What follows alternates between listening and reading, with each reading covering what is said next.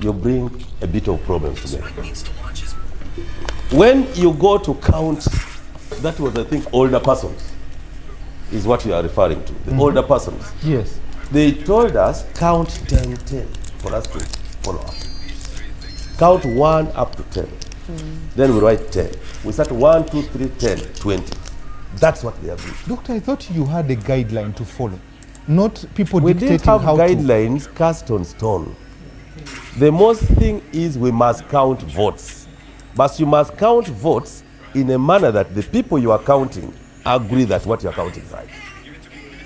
Do you agree with me there? to. I agree with you. Now, if the people of Kigezi say with us, count 10, 10, 10, and don't hurry, you will still end up to the end, but you will do what they want and they are satisfied. The basic thing is that we must count people in the life. The last one before I get to Andrew, the one of the youth league. Now, what we are doing, what Chris said, no, it doesn't matter whether my son is a candidate. I'll come to that. I'll come to that because he's a Ugandan. Yes, but what I'm asking, Doctor, when you are is that this was an opportunity for you to recuse yourself. And I thought this show is for 2 hours. Yes. Yeah. So but it's not a lecture in Makerere. Excuse me, sir, my host. Chris raised very fundamental. Yes. And when we go on, mine was to present that electoral trajectory. And we get it, and we appreciate the electoral trajectory. Now, when we come to Nambole, he is right. We congregated a large population. The management of that population starts with accreditation. I received the end product of an accrediting system. When accreditation fails, you definitely will go and get members and non-members into the system. Let's come back to the special interest groups. I'll come back to that. Let me come to Andrew. Andrew, when you look at this process, ask him in Pirao, how do they do it? How did Mwenda become the chief of staff? Honorable Ssemuju, I'll come to you. Andrew, when you look at this process and look at what Dr. Chris is saying and what Dr. Tanga is saying, the suggestions he's making, are we moving forward? What are we doing as a country? This is the biggest party that has been in power for 40 years. What do you make of this? Well, I think that NRM is a meeting ground of many contradictory movements. Let me begin with the good things about it, in the sense that the level of contestation for different political offices in NRM is very, very high.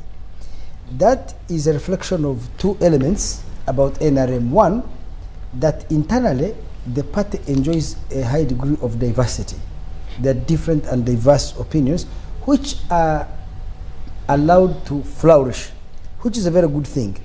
There is a concept, there is a gentleman, I think he's an American, but of Lebanese descent, called Nassim Nicholas Taleb. He wrote a book called Antifragile, and he developed this concept to say that all systems have three ingredients. Some systems are fragile, some systems are resilient, and some systems are anti-fragile. And he says the best state to be in is to be anti-fragile. So a fragile system is the one that can be blown by the wind like a candle in the wind and it goes off.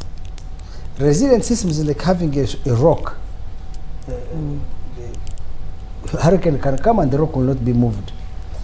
But the most effective systems, he argues, are those that are anti-fragile, those that know when a hurricane comes, like a tree that is able to bend and rise back.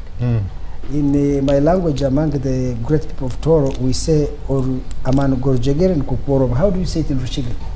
The same. But they have it also in Luganda. The strength of every chain is in the weakest. Is in the flexibility. So to that degree, NRM has internal diversity and it is able to face very many pressures inside itself, which allows it to continually improve or develop anti-fragility. In the sense, it's like a tree. If you were to get a greenhouse, remove all wind and grow trees, and this experiment has been done scientifically. When the trees grew older, they fell on their own weight. Why do you think these normal trees always stand? When it is still young, the wind comes, it bends. As it bends this side, the roots develop strength. When the wind blows this side, the roots of the other side develop strength. So over time, it keeps going stronger and therefore is difficult to put down. So the positive thing about the NRM is that I think because of the internal struggles and all these things that is rising, I think they live in a good laboratory for learning and experimenting and improving whatever they are supposed to do. It also shows the level of competition inside the NRM shows that really outside of the NRM, the contestation for power is limited. In the sense, in fact, I felt that the struggles and the battles we saw in the NRM were a reflection of the weakness of the opposition. Because if NRM had external opponents who threatened its existence, it would be much more coherent internally in order to be able to fight the opponent outside. So its own internal divisions that we saw in that election, and that confusion is a reflection of the weakness of the opposition, which makes it internally lax. The third element, of course, and which you would admire about them is I saw a clip of him actually even almost yelling at the president.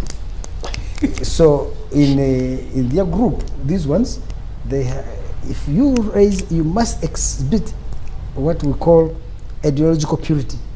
For them, whenever they have had a difference among themselves, they have split. So there used to be FDC. Then Bet Kamia broke off with Uganda Freedom something. Then after that, Muntu went with Anti. Then he has come with the PFF. Because they cannot manage internal contradictions and differences, what Ssemuju laughs about NRM, I think it's its strength. Of course, you could say that NRM benefits from the existence of the state, and the state and its resources act as a glue to hold them together. But that notwithstanding, historically, NRM can be given credit that when Museveni was in the bush, his core group were people who were leftist Marxists. But then they allied with the Catholic Church, which is very conservative, with Mengo, another conservative institution, with the monarchical interest in Tora and Ankole, which were also very conservative. And when they came to power, they tried to create a broad-based organization to reach out to so many. So NRM has that strength. And a lot of the confusion we see inside of them and the disorganization and the laugh at is actually a source of their strength. Now, so that is the positive part. The negative part that worries me is that confusion you see in NRM also has an effect on the country. If you drive through Kampala and look at how shabby this town is, its potholes, its garbage, its open sewers, its everything, is a reflection of the kind of disaster and confusion you see within the NRM. If you go to schools and hospitals, the kind of confusion you find there is inside the NRM. In fact, one has to worry if NRM is the one in charge of the state. Therefore, it has a significant influence on the Electoral Commission, which is supervised by the government. So the Electoral Commission, how is the NRM going to preside over a government that has an Electoral Commission, or a state that has an Electoral Commission that is going to organize a national election? Somebody has to worry. Is the national election also going to be like this? We have to ask that question. The final thing that I saw there is the democratization of the NRM in its full swing. You know, there's an American philosopher called Will Durant. He said there are three systems of government that have been successful and unknown to man. The first is aristocracy, ruled by birth. The second is theocracy, ruled by religion or religious clerics. The third is democracy, ruled by money. The more money you have, the higher the chances of success. So, what we saw in the NRM is your ability to win an election was largely, not entirely, but largely determined by how much money you could command. You saw what Anita Among and the battle between Anita Among and Kadaga, Rebecca Kadaga. There was the point that she was spending 300,000 per delegate, and then she spent about 7.5 billion to easily beat her. So she ended up getting 92%, and Kadaga was walloped because she didn't have money. Many Ugandans said, oh, in a democracy this can't happen, but that's not true. If you look at the last election in the United States of 2004, 94% of members of the House who won an election spent more money than those that, the people who spent more money, 94% of those who won the seats in the House of Representatives spent more money than the opponent. In the Senate, it was 87.9%, which is roughly 88% of senators who won had spent more than their opponents. You can go to Sweden, the UK, and elsewhere. The more money you have, the higher the likelihood of success. Now, this money may be used differently. In Uganda, it may be used to give money directly to a voter. In America, it may be used maybe to advertising, marketing. Advertise and market, but whatever it is, money is an important political resource in a democracy, and that's what we are seeing. Okay. That the election has been greatly monetized. The final things that we should also see about the NRM, don't panic my grandson, I'm about to give you the floor, is about 82% of NRM incumbent MPs lost the NRM flag. 301. 301 out of? 343. Oh, so that's more than 82%. So the vast majority of NRM incumbent MPs lost the NRM flag, which also should give you an indication of not just the level of competition, but the kind of the response of NRM members across the country, outside of what we saw in Kololo.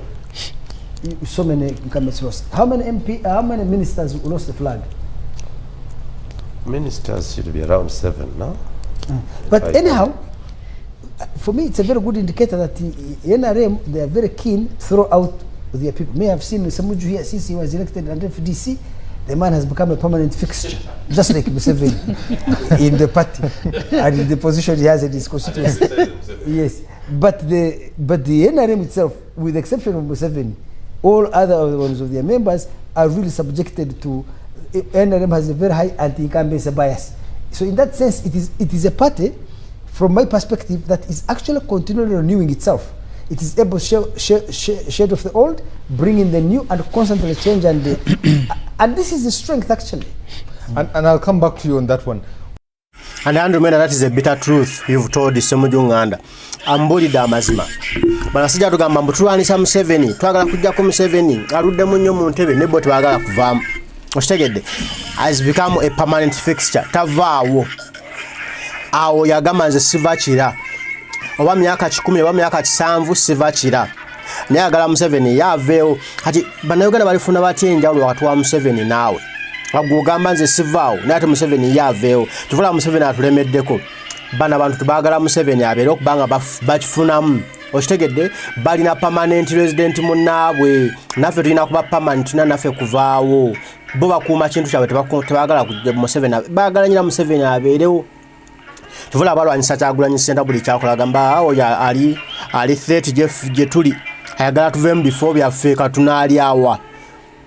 Honorable Ssemuju, coming to you. When you look at this new guard of SEC, what do you make of it? Except yes. About our SEC? Yes. Okay. Does he know what SEC is? Honorable Ssemuju was both a journalist. Tangodoi, the political parties.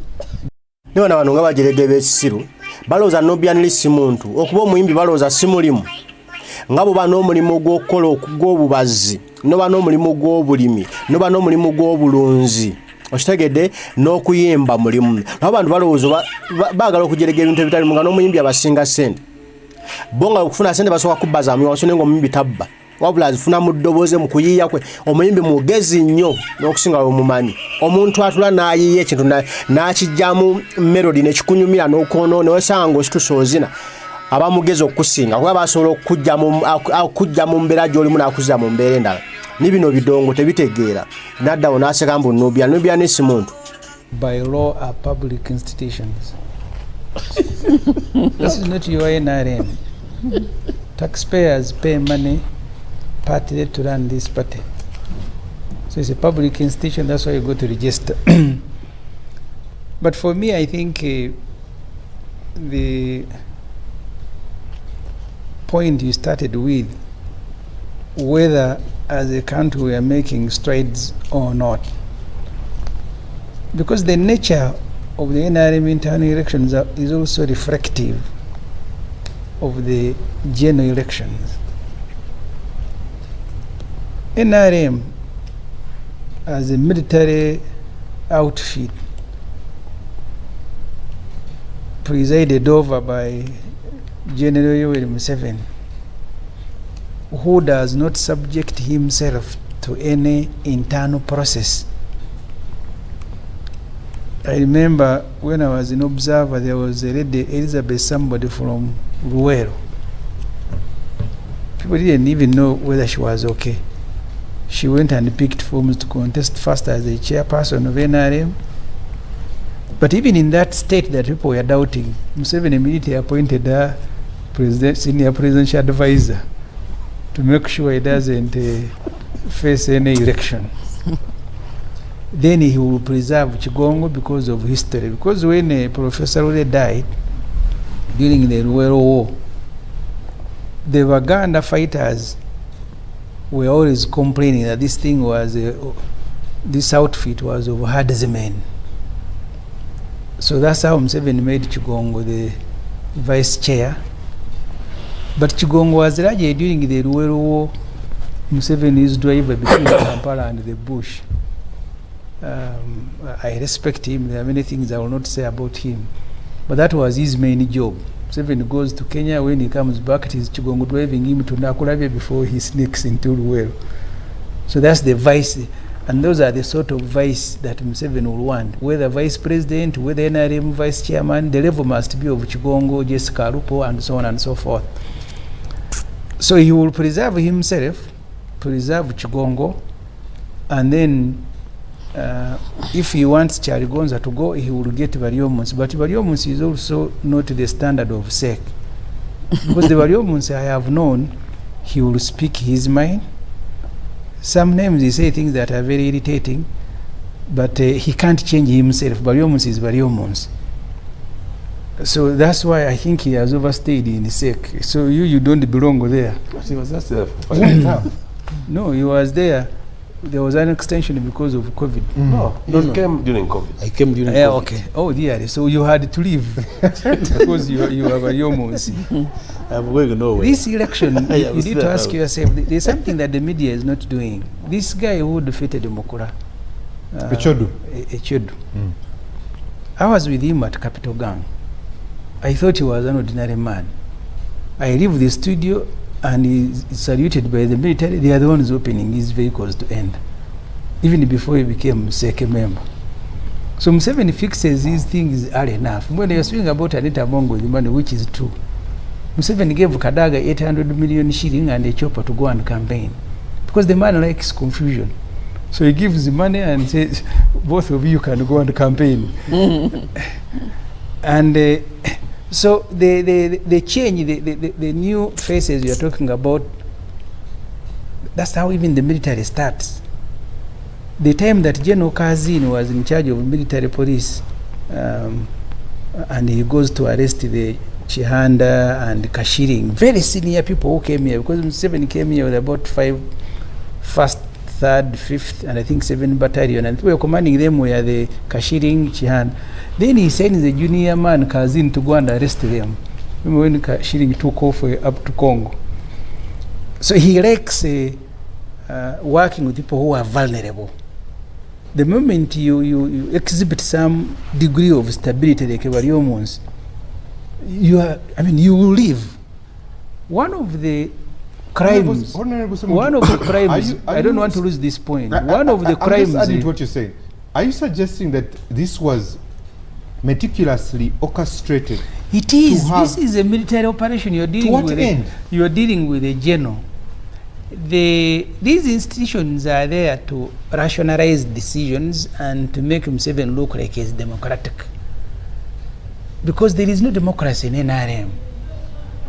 This SEC, the one that he has disbanded, the last time it had a meeting was when Oranya died and they were processing the next speaker.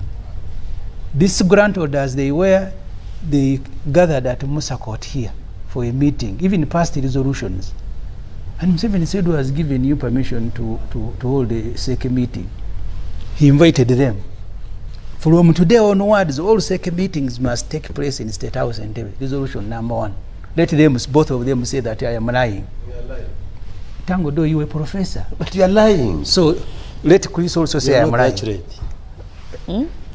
You're not accurate. He said all the meetings must be in State House. No. Correct me. You shall correct the record. Then that particular SEC meeting had postponed the NRM roadmap. In the evening, Museveni said the roadmap starts tomorrow, I'm going to launch. The same people who had postponed it now walked to Plot 10 to receive Museveni to launch what they had postponed. But in the meeting, he came with the resolutions in his armpit, the one of Chigongo, and he kept saying, these Chigongo resolutions, these Chigongo resolutions. So these ones had to go. They were now wiseacking. Who are you even to sit, convene yourself and act like an institution when I am not there? One time, the Honorable Manyamshega told me the old NRM people, his contemporary, had a meeting, a conference hall at Parliament. They said, let's say, former Vice Kaziwe be the one to chair us. We need to speak. Museveni had a meeting. He came running. He said, you guys, why are you excluding me? This is a very good conversation about the future of the country. I should also participate. But he said, I am very busy, so let's postpone the one of today. I'll host the next meeting. It never sat. So the SEC, people who think that SEC is an institution that should function as an institution, Bariomus and the group, the ones who are behind the Chigongo resolutions that Museveni came holding, all of them have left. Now he has assembled a new army. Because Museveni likes working with people who are vulnerable.